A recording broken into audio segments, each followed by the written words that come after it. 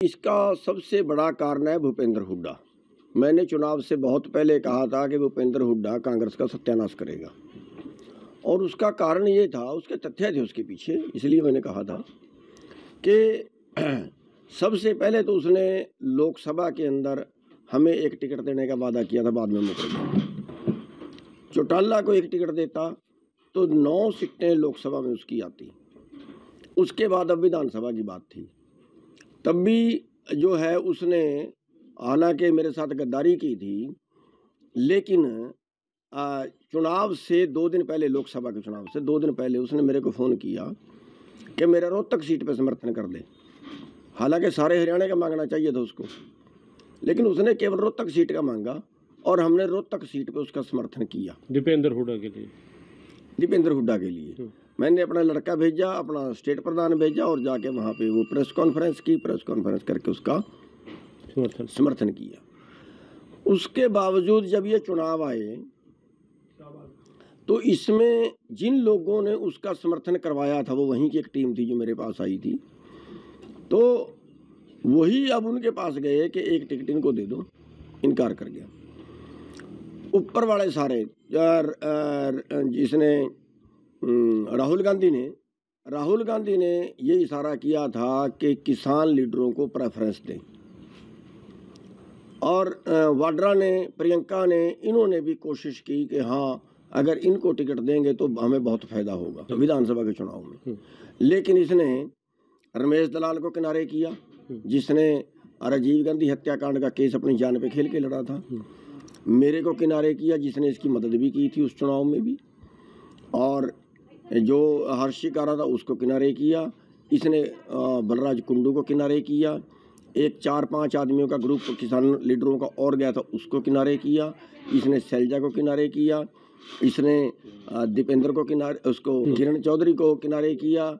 इसने जो ये रणदीप सुरजेवाला था उसको किनारे किया, और जी इसने आम आदमी पार्टी को किनारे किया। इसने जो है अभय चौटाला को किनारे किया। अब सबको किनारे करते करते परमात्मा ने इसको खुद ही किनारे लगा दिया। तो ये जो है ये उसी वक्त नज़र आ गया था कि ये हंकार गया है। अब हमारी टीम बात करने गई, मेरे से बड़ा किसान कौन है? सबसे बड़ा किसान मैं हूँ। यहाँ तक बल्कि कह दिया कईयों को तो एक उठ के बाहर चलो, यहाँ तक इसकी वर्डिंग थी। अब इसके जो आदमी हैं, इसके जो चेले हैं, या उनको हुड्डा पुत्र कहें, जो हुड्डा पुत्र हैं, जो ये कहते हैं कि भी हाँ क्या जो गुरनाम सिंह है ये तो बीजेपी के पास बिक गया। मैं उन अकल के हिडों को, उन बेवकूफ़ों को ये समझाना चाहता हूँ कि क्या कभी उन्होंने हुड्डा को कहा, क्या उन्होंने कभी अपने पिताजी को कहा कि पिताजी ये नुकसान जो आप कर रहे हो, आप सबको भगा रहे हो, तो फिर वोट तो यहीं से आएगी, वोट कहाँ से आएगी? अपने पिताजी को उन्होंने कभी नहीं बोला। मेरे ऊपर बकवास काटते हैं, ये बीजेपी के साथ मिल गया, बीजेपी से पैसे ले गया। मैं तो सारी की सारी सीटों पे खड़ा करने का अनाउंस किया था, लेकिन फिर भी एक सीट पे हम लड़े, बाकी पे हमने खड़ा नहीं किया कि ये इल्ज़ाम हमारे ऊपर आ जाएगा कि ये वोट काट रहे हैं। केवल एक सीट पे खड़ा किया, और एक सीट पे भी ये इल्ज़ाम लगा रहे हैं।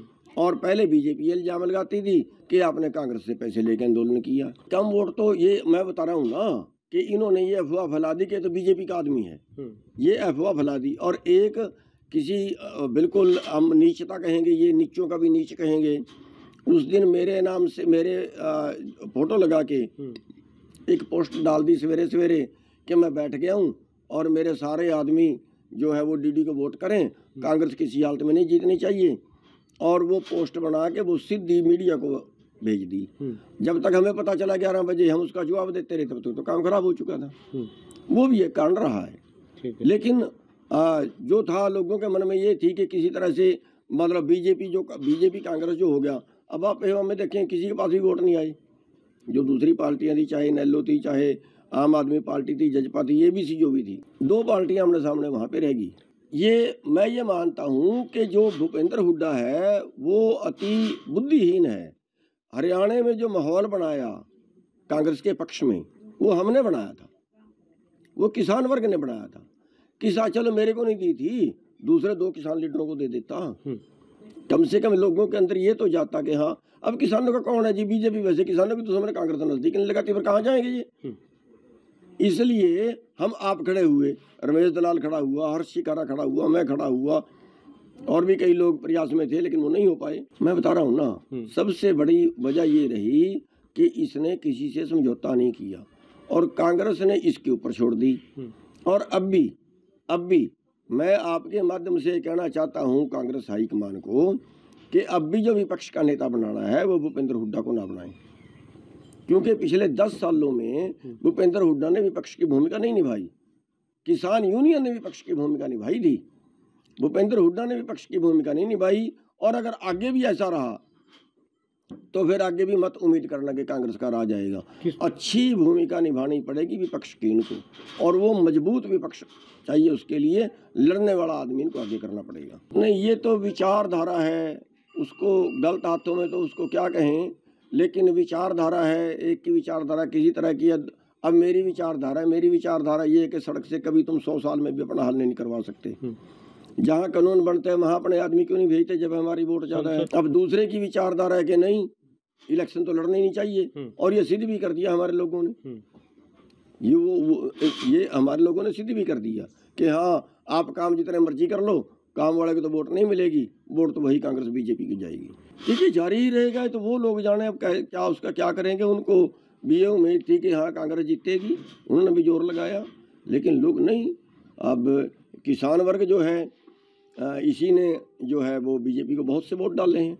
देखिए, ये तो अभी कोई तय नहीं किया, अभी तो मीटिंग बुला के उसमें तय कर पाएंगे, अभी तो उसका कोई तय नहीं कर पाए। लेकिन लोगों का जो है ना, लोगों का तो मैं तो हैरान हूँ। 12 गांवों की जमीन थी, यहाँ 6000 किले झील थी, 6000 किले छड़वा के दिए। ठीक है, और वो कोई कांग्रेस के साथ और कोई बीजेपी के साथ है। जो उनमें सबसे अगला आदमी था ना, उसने कहा जी मैं तो बीजेपी के साथ। मतलब डूब के मरने वाली बात है। भेवा विधानसभा का 2001 में 3800 रुपए का तो मेरा उस वक्त तेल लगा था, 29 दिन आंदोलन चला था, और मैंने तेल भी उन लोगों से नहीं लिया। आज उनसे जरूरत पड़ी तो आज वो कोई उधर है। 27,000 किले मुश्तरका मालकान के निकल चले थे। पूरे हरियाणा में कोई राजनीति की पार्टी नहीं बोली, कोई किसान संगठन नहीं बोला। हम आगे आए, उनकी बच गई, और वो भी कोई बीजेपी के साथ। उसी गांव की, जिस गांव की जमीन निकल रही थी, वही बीजेपी के साथ खड़े हैं। मैं ये कह रहा हूँ कि ये तो, इसको चाहे तो विश्वासघात कह लो, चाहे गद्दारी कह लो। एक आदमी के 30 लाख रुपए निकलवाए 6 महीने पहले, 30 लाख, वो आदमी कांग्रेस के साथ खड़ा है। इसको कहेंगे विश्वासघात। और जो अपनों से विश्वासघात करेगा वो कौम बचेगी कैसे? मैं नहीं हारा, ये किसान कौम हारी है। पैसे तो राजनीति में आम बात है चलना, वो पैसे लेके टिकट देना, ये तो आम बात है, ये कोई ज्यादा बड़ी बात नहीं है। ये तो सारी पार्टियां लेती हैं, कौन सी पार्टी जो नहीं लेती? उसके कांग्रेस के कोई विशेष थोड़ा ही कि केवल कांग्रेस ही लेती है, वो तो सारी पार्टियां लेती हैं।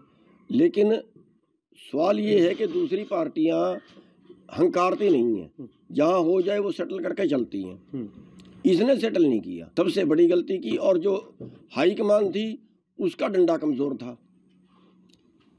अब हाईकमान का डंडा मजबूत होना चाहिए।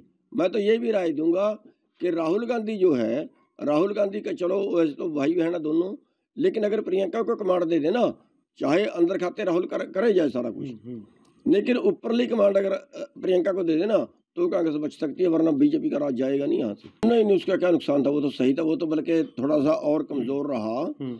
उसका तो ये फैसला होना चाहिए था कि हम बॉर्डरों पे तो बैठने का कुछ दिन का फैसला होता है, टाइम पीरियड का, उसके बाद विधानसभा संसद घेरते, और अगर संसद घेरते तो फिर आज ये दिन ना देखने पड़ते। वहां के आने के बाद फिर रोड पे बैठे हैं, तो एक बार में यार पार करके निपटना चाहिए था ना। नहीं, कोई किसानी जैसी नहीं। वैसे देखो, अगर बीजेपी का देखें, अब छत्तीसगढ़ में 3100 रुपए है धान का, छत्तीसगढ़ में MSP 3100 है। जितने सेंटर सरकार दे रही है वो ठीक है, बाकी स्टेट दे रही है अपने पास से। और यहाँ पे आप देखो तो यहाँ पे आज 2100 में, 2200 में, 2150 में 17 मॉइस्चर की, वो भी नहीं उठा के राजी। कांग्रेस ने बिल्कुल समर्थन नहीं दिया। ये तो बीजेपी की कहावत थी कि कांग्रेस ने पैसे दे के बिठा दिया। कांग्रेस का कोई समर्थन नहीं था, बिल्कुल 1% रोल नहीं था आंदोलन में। और बाकी तो लोग जाते रहे, बल्कि बाकी लोग जाते रहे हैं, और हुड्डा तो बिल्कुल गया ही नहीं। तो ये भी फॉर्मेलिटी पूरी करने के लिए, वोट लेने के लिए कि भी हाँ हम जाएंगे तो हमारा एक बहाना होगा कि हाँ हम भी आपके समर्थन में गए थे, तो वो चीज़ थी। और बाकी तो राजनीतिक पार्टी तो कोई भी जो है वो जैसे कहीं मोर्चे में सीधा समर्थन करना, वो तो कोई पार्टी नहीं। मैं ये कह रहा उनको मिल रहा था, इन सब ने एंटी बीजेपी माहौल बना दिया था।